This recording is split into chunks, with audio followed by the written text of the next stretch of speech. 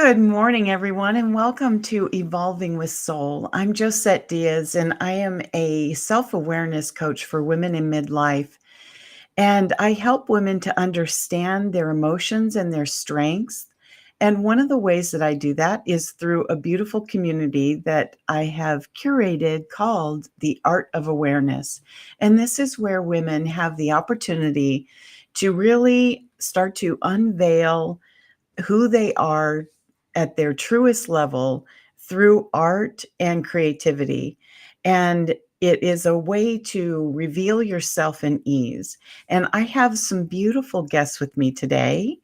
And we are going to get started and have a wonderful conversation today around the topic of, I don't know why it goes out of my head the minute I'm supposed to say it. It's not that I don't know what I'm doing. But we're going to be talking about the social expectations and how they influence our self-image. And I have Vasi Huntalis, and some of you may recognize Vasi, and she's the founder of Ignite Your Soul, and she guides women entrepreneurs to break through their comfort zones so they unlock their next level of impact and joy. As a mindset coach and professional intuitive, she quickly clears limiting beliefs so women move forward with greater clarity, confidence, and creativity. Through Vasi's own journey, she broke from free. I'm sorry, Vasi. That's She okay. broke free from her inner critic and pioneered an intuitive painting process that helped hundreds of people embrace art as a tool for healing and transformation. So, and I'd also like to introduce the beautiful Stephanie Stephanie, pronounce your last name for me. I don't want to McCall. demolish it. McAuliffe, thank you. Now, Stephanie is the founder of The Way of the Diamond Warrior, and she brings the wisdom of her 27 years on Wall Street to help leaders live a life free of the constructs that have held them back. And Stephanie is the author of 2 international best-selling books, The Impact of Silence, Self-Mastery Practices for Women, and The Message in a Bottle, Finding Hope and Peace Amidst the Chaos of Living with an Alcoholic.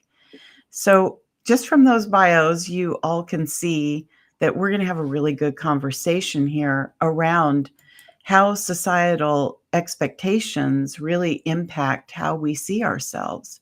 And I'm going to start us off with a question this morning around what are the earliest societal messages that you can remember receiving about who you should be, and how did they shape how you started to see yourself?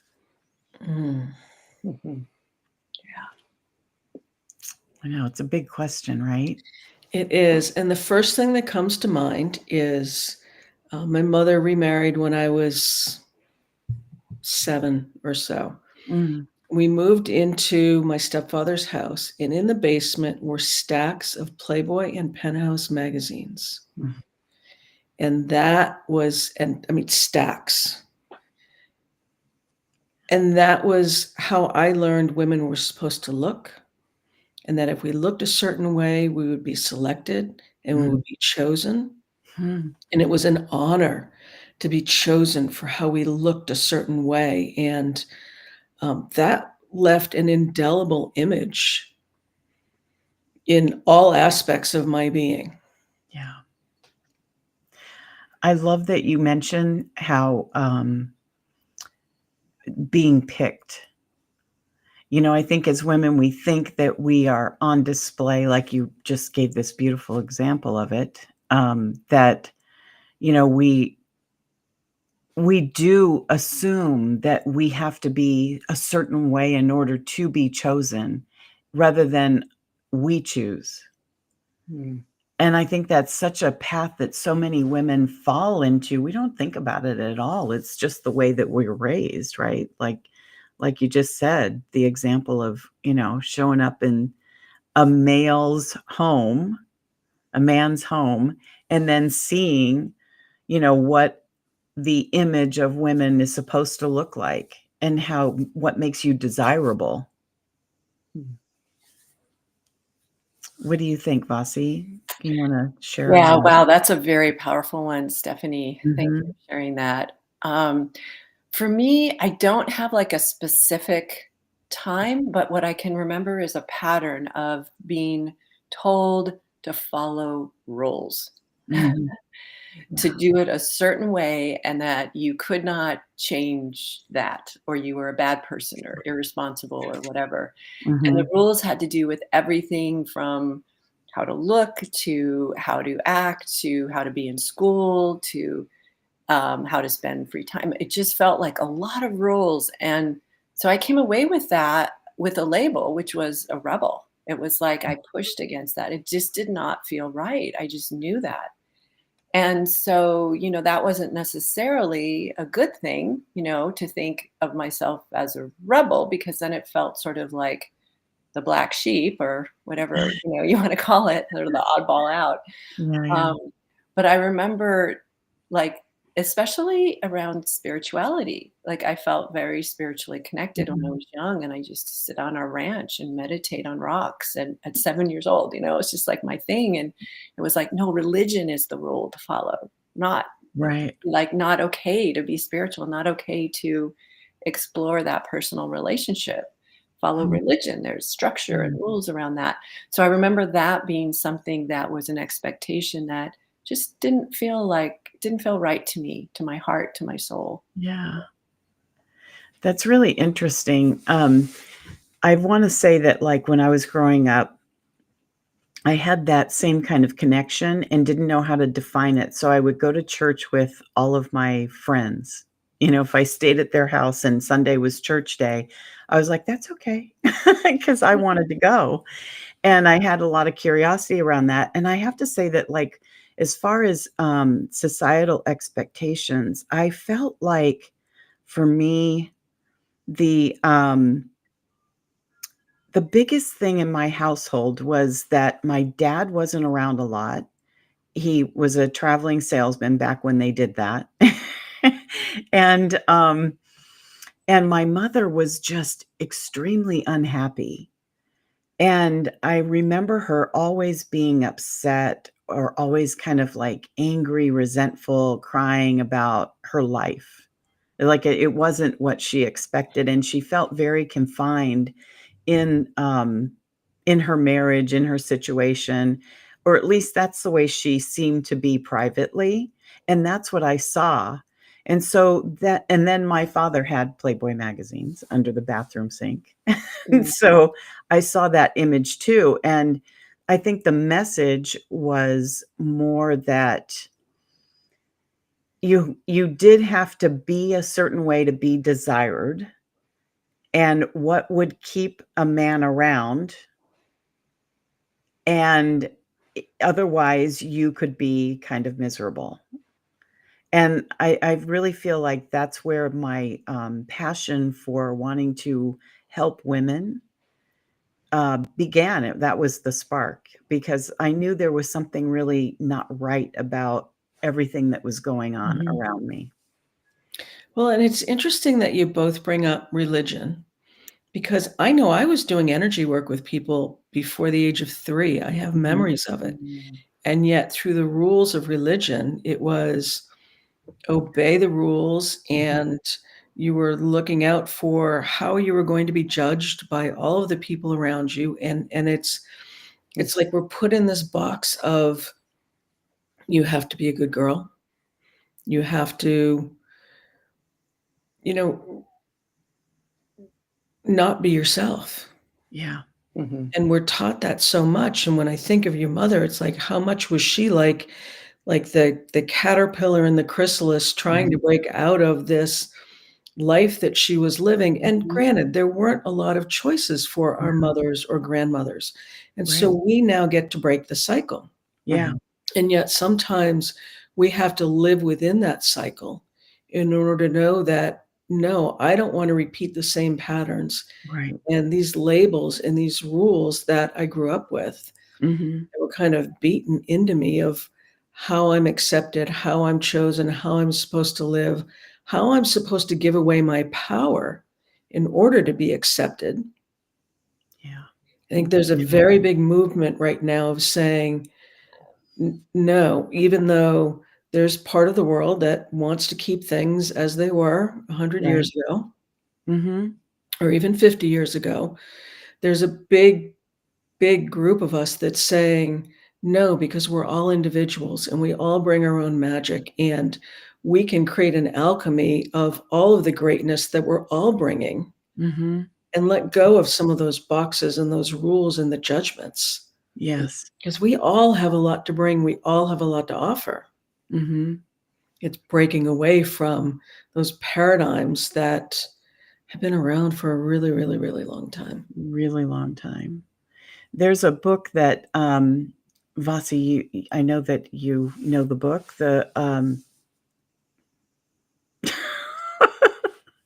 my mind just went blank. Uh, King Arthur, didn't you borrow the book from me? Oh, The Mists of Avalon. Thank you. Yeah, Thank yeah. Where have you read that, Stephanie? No, I have not. It's been around for a while. It's really a beautiful book. They made a movie out of it, but the book is way better. And, um, and it's about King Arthur's, did I say that right?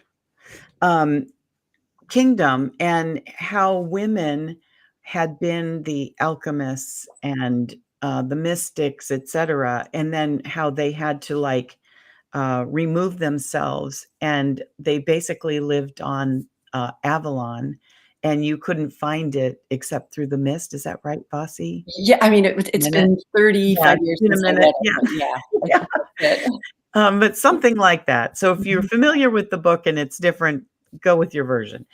And yet they then started to rise out of this, and it's such a great book, and I think that it's so reflective of, our time, because women have been submerged, for centuries, and, that's comfortable for the current system and societal construct that we live in, and it doesn't, I think that for women, it's time for us to really recognize the gifts that we have and how we've Mhm. allowed ourselves to stay in this pattern of, um, response, where we're constantly responding rather than leading ourselves forward. Well, and there's a phrase that I have that we can, everything is connected with either fear or love. Mhm. And fear and reaction are one side, and then love and action are another. And so we get to choose, and it's not about judging ourselves for having reacted in the past. We didn't know any better. It's Mhm. okay. And yet we get to make a new choice as to how we want to move forward Right. and act out of love. Yeah.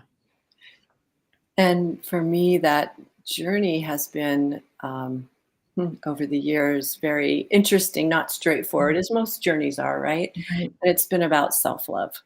Mhm. And that's something that I never would have even thought of or Mm. made the connection. And that's such an important piece because, I love, Josette, how you said when we allow ourselves to be. Because the Yeah. thing is that if we aren't accepting ourselves or encouraging ourselves or supporting ourselves, we're just perpetuating what we've experienced in our life. Mhm. And then to what you said, Stephanie, about the fear and love, it's like that needs to come from within me. So that's been my journey, and a book I haven't thought of in a while, but it feels important to mention in our conversation is Women Who Run with the Wolves. Mhm.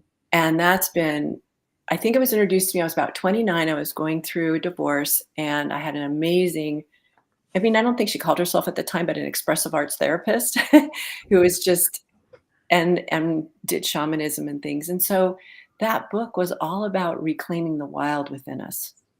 And Mhm. it's based on stories, from different cultures. I think of the Mexican culture, but it's all about how there's a part of ourselves that gets lost along the way, right? With these Yeah. rules, with the stories, the expectations. And it's the the wild part of us. It's the part of us that's knows how to survive in anything when we Mhm. tap into it. Yeah. And I grew up on a big ranch or surrounded by nature, and I'd also love to bring in this topic of nature, like how in connecting with nature, we can find our way back to who Mhm. we really are, and to nurture and to encourage ourselves and not have to look outside of ourselves for that because it Yeah, starts from within. it's really true. I love that you bring in nature because I was just thinking about that earlier this morning because I saw this beautiful video of, just looking up at the canopy of trees that all fit like puzzle pieces in the way that they moved in the wind and how reflective all of that is to life in general, and using nature as a way to find the path.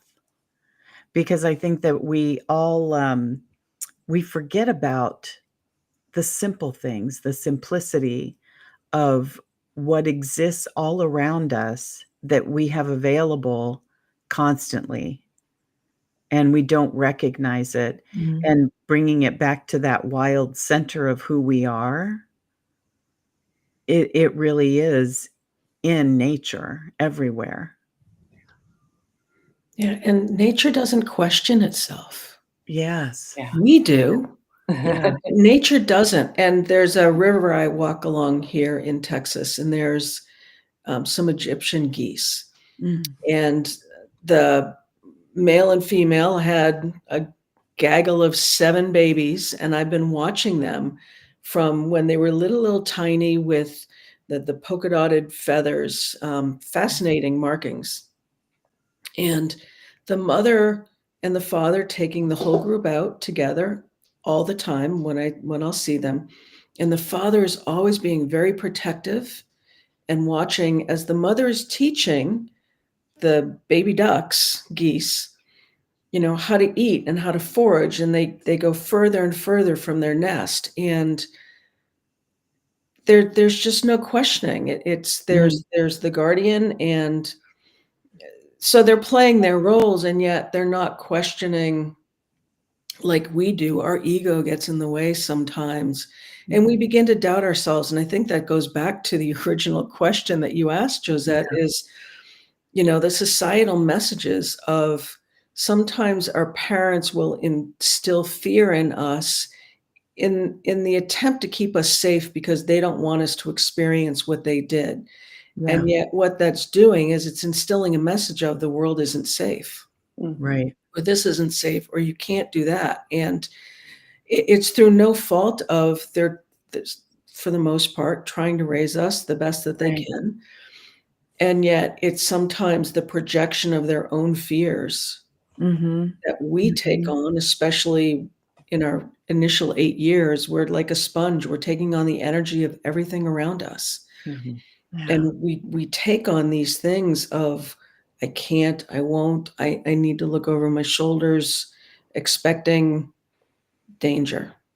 Mhm. Mhm. And we take that with us until we realize, "Oh, these are some of the patterns I've taken on. These are some of the things that I don't even know where they came Yeah. from. They're Yeah. family heritage, and I don't want to carry that anymore, and I don't wanna live with that message anymore." Mhm.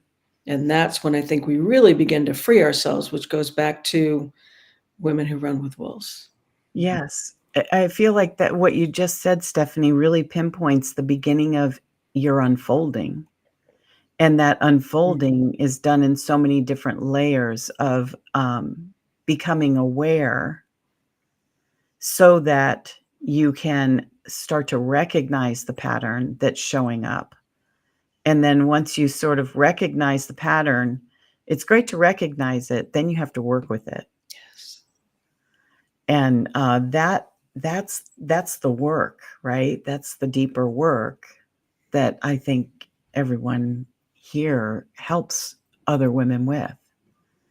What do you think, Fosse? Oh, for sure, for sure.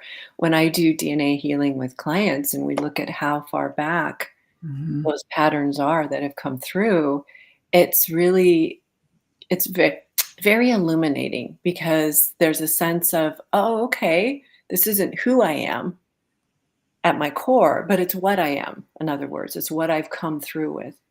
And so that dismantling, disconstruction, whatever, deconstruction, whatever you call it, is frees us to Mhm. really be that uniqueness that we came in because each of Yeah. us, I mean, it's like a seed that's planted. If we go back to nature, right? It's like that Mhm. seed is like whatever it's been given to nurture itself to grow or to not grow is going to allow it to flourish or Mhm. allow it to be stunted in growth. And one of the things that I've noticed a lot in work, my own work and with work with clients, is this idea of, oh, it's not safe to be visible. So to Mhm. what you Right. said, Stephanie, about the world and safety, it's like it's not safe to be visible. Yeah. And when you're a entrepreneur, that's very destructive and can be Mhm. and limiting for your business, can be for your personal life as well, right? If you're not putting yourself out there, whatever Mhm. that looks like. And at the same time, we want to be authentic. So Mhm. that's the thing, is freeing ourselves enough so that we're expressing ourselves with that uniqueness, with that unique seed that we came here to Yeah. be. And that even if there might have been the soil wasn't enriched or we didn't get all that sun or that self-love or whatever it is, Yeah. that we find a way to nurture that within ourselves and in our communities and with those we surround ourselves so Mhm. that we can really blossom because that's what we came here to do. We came here to live our purpose. And part of that includes being visible. And Mhm. so that's why I love what you do with this show, Josette, because it gives those of us Mm. who have these messages that are near and dear to our heart and these purposes that are big. We're visionaries. Yeah. We're not here to perpetuate the rules or to follow Mhm. it. We're here to Right. create the new. And sometimes that means pushing against the old, but more than often than not, it means that we come through the fire to stand in the light of our truth and our message. Yeah. I agree, and I think that every woman who does this kind of work with other women or population in general, has an inner rebel within them. Mhm.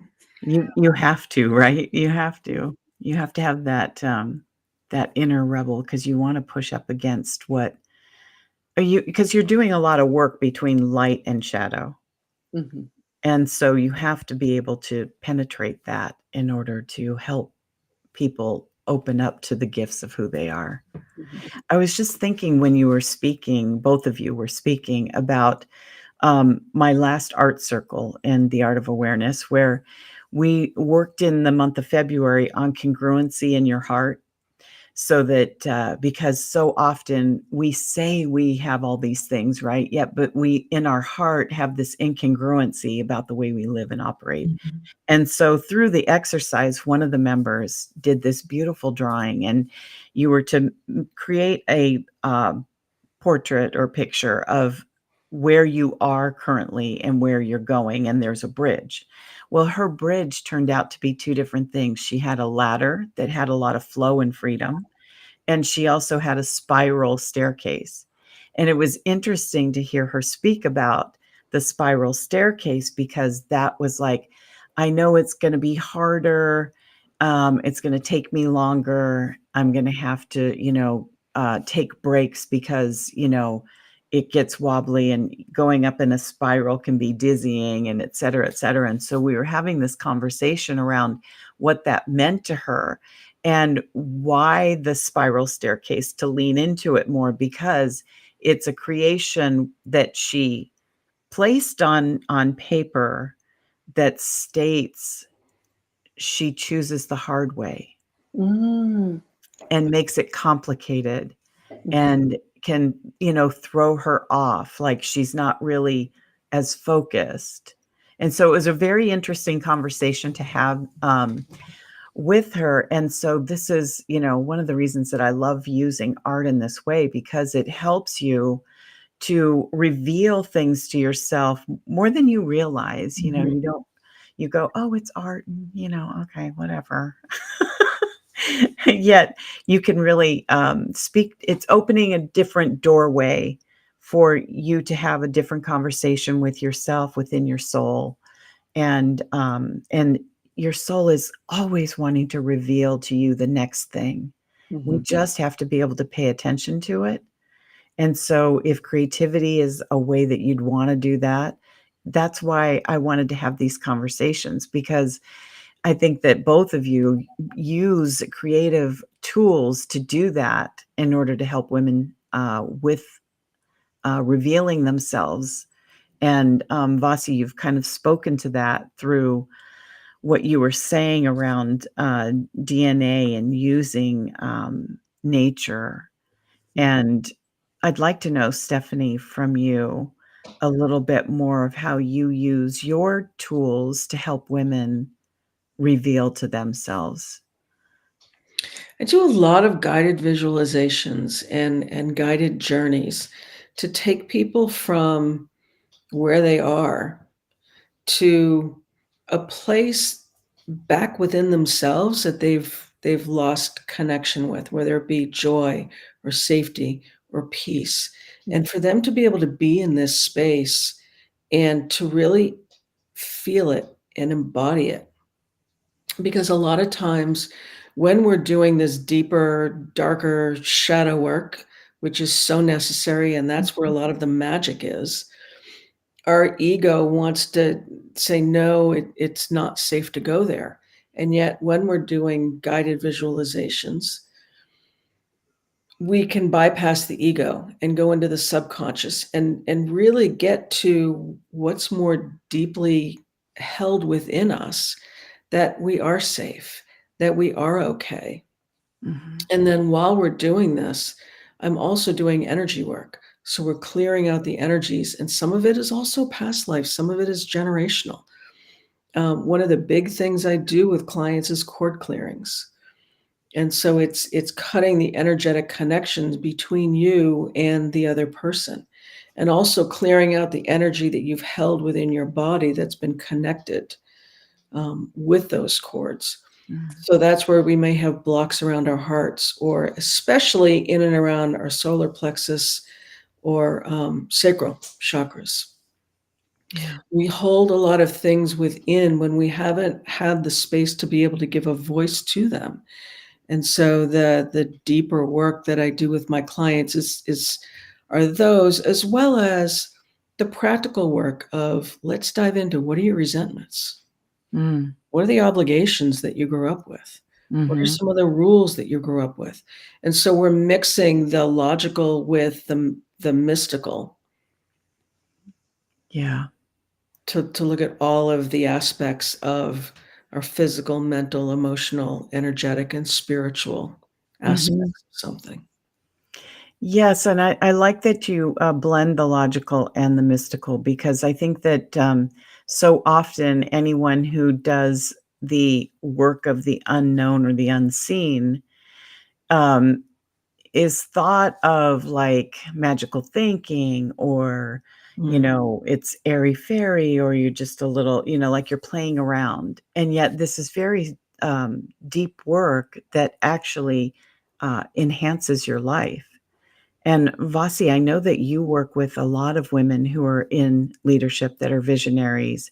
How do you see the work that you do impact those women? And especially because I know that they have like that creative aspect to Mhm. themselves as well. Well, and while it may be creative, it may be not tapped into. Mhm. And so Mm, that's part of the magic, is like when they do an intuitive painting or they create something, and then that reflects back to them, oh, I really am creative. Like if I can do yeah. this, what else is Mm, possible? Right? Because we're all master creators. And one of the things more lately that I've been working with is taking people to their future self mm, and having an experience and connection with that part of themselves that exists because there is no time, right? yeah. And then bringing back information to use in the present time.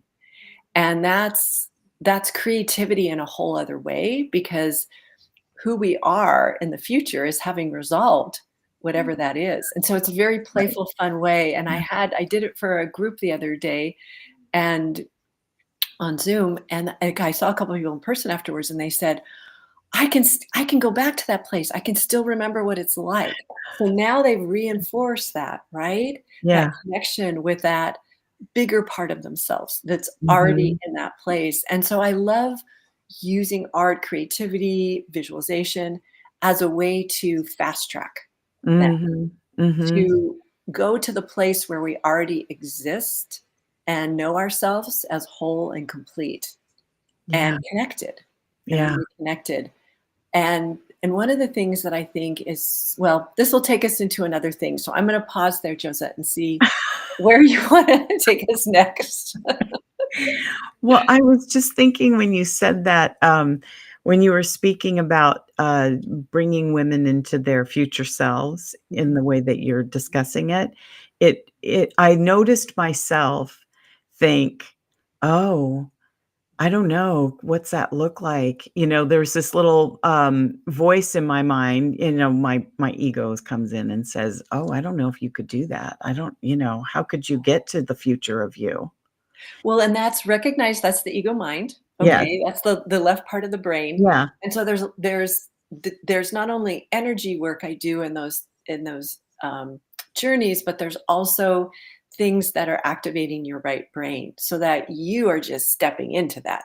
It's not Mm. like you're leaving that part behind or you're setting that part aside, your left side. And as you know, with art, that's stimulating your right side of the brain, and the Yeah. visualization is doing that. So opening your senses, and then I'm also tuning into images that resonate with people. Mhm. And so that also helps people be in a space of safety, Yes. security, Yeah. connection. And then that ego mind isn't triggered, right? Because that's when it Right. starts activating, right? When it's like, "I don't know Yeah. what to do." And I always Right. say that outside of your comfort zone is your creativity zone. So if you're staying Mhm. in your comfort zone where it feels safe and familiar, that's very much a left brain analysis, Mhm. logical place to be, whereas once we venture into the creativity zone, then we have a stronger connection with our true self, our higher self, which holds us, which just so wants the best for us. Yeah. Yeah. Yeah. Vasi, I love that we're both working with people in the way of connecting them with the truth of who they are, Mhm. which is so important because we lose that. And so, and there's always, depending on where someone is on their journey, helping people in different aspects. But it's when we can work with leaders to have them connect with, oh, I don't have to be in that space anymore. I don't have to fit in that box anymore. Mhm. This is really me underneath all of that. Mhm. That's magic. Right. Well, then it opens up all possibility of Mhm. who you are, who you can become, who you choose to be, and letting go of all those previous constructs of what we've been told. And I wanna kinda loop back to the beginning, Stephanie, when you were speaking about the images of what you thought you needed to be in order to, be productive and desirable in the world, right? I think that so often when we have those initial, um, influences placed upon us when we're young, it's so easy for us to get lost in that depending on how you're raised, that you just continuously go from the next thing to the next thing of what's expected, and that's the beauty of midlife. I mean, I believe that everything is done by design, right? And so as we are, entering into midlife, which starts at age 35, ladies. So you start to actually get those hits, you start have those inclinations that something is amiss. And by the time you're in your 40s and especially in your 50s, you really see how, you're in the midst of that chrysalis of emerging and changing and morphing into a truer version of yourself, which then allows you to peel back layer after layer after layer. And, I think that if we continue to explore that, and like both of you were saying, the work that you do opens up the possibility for women to really step into the women that they truly are, the diamond warriors, the visionary leaders, the women that allow themselves to have both they can be creative and they can also be logical. And that blending of the two, that is a lot of power. Hmm. It is, and sometimes I think it takes life falling apart a little bit Mhm. and getting, hit over the head by the cosmic 2 by 4 for us to pay attention because we can get comfortable. Yeah. And yet, within a year of each other, my 10-year marriage and my 27-year career on Wall Street ended. Wow. And all of a sudden, I was in this space of, who am I? Mhm. What do I want to do? And I started to unravel some of those layers. Yeah. And it was one where I found ways to succeed in a very masculine world. Mhm. And I was very good at it. And yet, when I think of all the barriers that I put up around myself and truly didn't allow myself to be seen, Yeah. it's why now I focus on healing trauma through boundaries. Most of us weren't taught how to create boundaries. We Mhm. created rules. And so the unwinding, and I call it the unwinding or the unraveling, Yeah. it's really letting go and allowing those things to be seen when we're ready to see them, because spirit will never give us something before we're ready to work with it Mhm. and to allow. So Yeah. sometimes it does take some falling apart or getting to the point, like many women do in midlife, of I've done all the things I thought I was supposed to do. Mhm. And life is not as satisfying. Like, I've achieved this level of success. I was a senior director on Wall Street. I was making very good money. And yet my life didn't feel like my own. Mm. Mhm. And how many women are out there of, Oh, yeah. and I don't want to give these things up. And the thing is, you don't have to give them up. You have people like us to work with Yeah.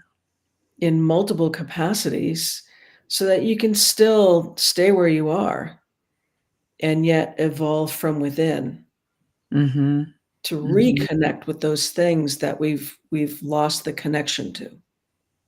Yeah. I totally agree with that. It's such a beautiful way to put it. I really, love how you stated that. So, do either of you have some final thoughts on this before we wrap up? Yeah, I have a few final thoughts. And one of them, this is something that I've worked with over the years, and I feel like many women would relate to this, is that we often compare ourselves to other people. Mhm. And that takes us away from the magnificence of who we are, from Mm. really appreciating that. And so, my invitation to women that are listening is just stop comparing yourself to other people. Bring the focus here. Bring the appreciation here, the acknowledgement that you are unique and that you are here for a purpose and that you are perfect in your own way. We're so relational as women, so we just do this, and Yeah. it's something that's actually cost us a lot. Mhm. It's cost us our power in many ways and our Mhm. honoring and trust of who we are. So that's one thing that I invite people to stop doing or Mhm. experiment with for a while and see how that is. And the other tip that I would like to offer is that you become. It's like I'm looking for the words. It's like giving yourself what it is that you're giving others, because Mhm. it's often we're giving what it is that we want. So if you're Yeah. doing things to make other people happy, or you're doing things to support other people, reverse that, flow that into you, right? What Mhm. is it that you would enjoy doing? What is it you would like to experiment with? Turn that tension to yourself. And one of the ways we're told is not to be alone. Like, it's not good to be alone, right? Yeah. And so that's another thing, is encourage yourself to develop that relationship with yourself. And then you Mhm. begin to feel more safe when you do that with yourself when you're alone, whatever that is, walking in Yeah. nature, creative things, whatever that is. Then you are more connected and empowered to be yourself with others. And then those boundaries that Stephanie so beautifully talked about, Mm. it's in place already in a sense with yourself, and it makes it easier with others. So I just wanted to offer those two things Mm. have been helpful on my journey and that I feel is um, pivotal in these times as we have Yeah. more and more things coming at us from the outside world to find that place of sanctuary within and Mm. connection.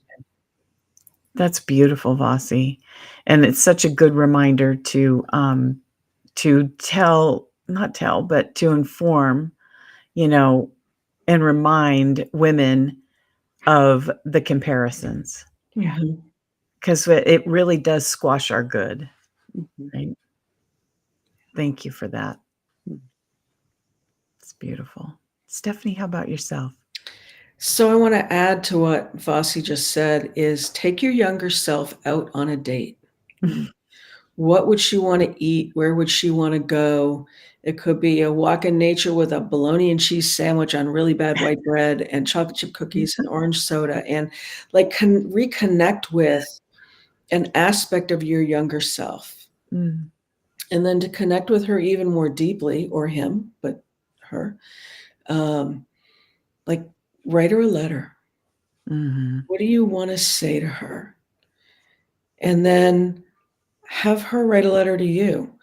And do it as a stream of consciousness exercise, because when we allow the words to flow through our arm, through the paper, or Mhm. through the pen onto the paper, we're not thinking about what it is that wants to be said. We're allowing these feelings and these energies to come out of us, and it serves two purposes. First of all, it's a somatic exercise, so it moves some of the energy out of the body. Mhm. And then also, when you go back and read it afterwards, there might be a nugget or two that's in there that you can say, oh, that's where that came from. This is where our awareness, some of our awareness comes from. And awareness is power, because then we get to choose how we want to move forward and in what way we want to move forward. I Mhm. say awareness marks the beginning. Yeah. It isn't the end. To just know is just ego mindset, Yeah. or not mindset, but mind. Like I know this is a pen with, some blue ink. Right. Okay, what am I going to do with it? Yeah. Yeah. Right. So, like, get into some play with your younger self and write and go out on that picnic in nature or the swing set or the playground or slide on slides or whatever. But bring that play back that may not be as forefront Mhm. now, but always wants to be here with us. That's very, very true.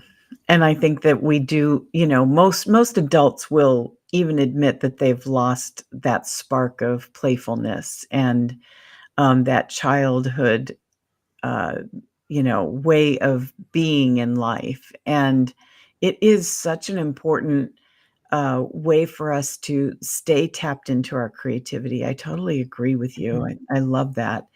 I think the value that both of you have brought to our conversation today has been phenomenal.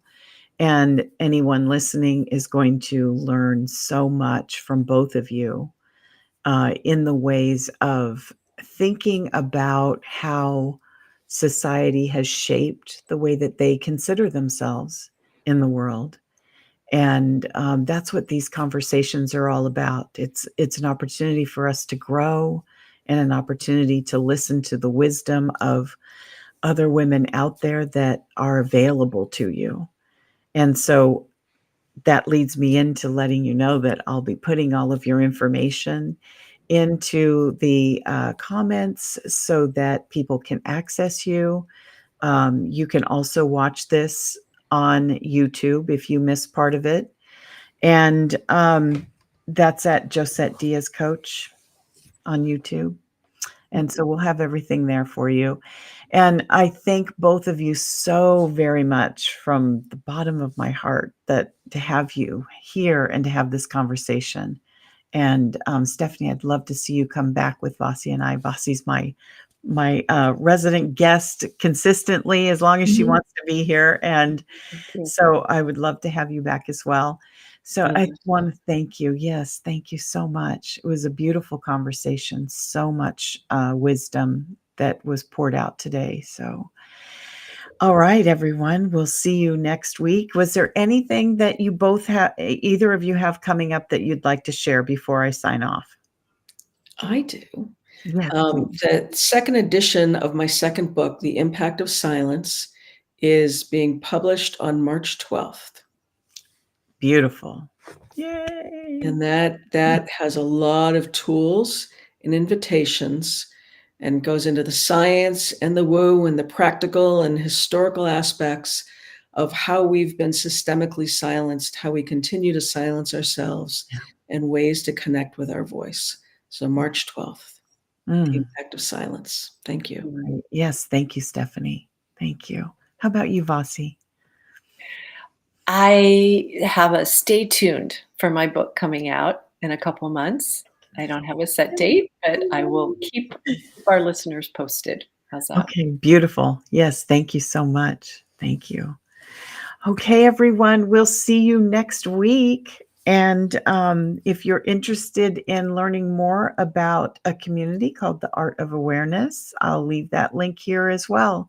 So we'll see you next week. And thank you so much for listening. Thanks, everybody. Bye.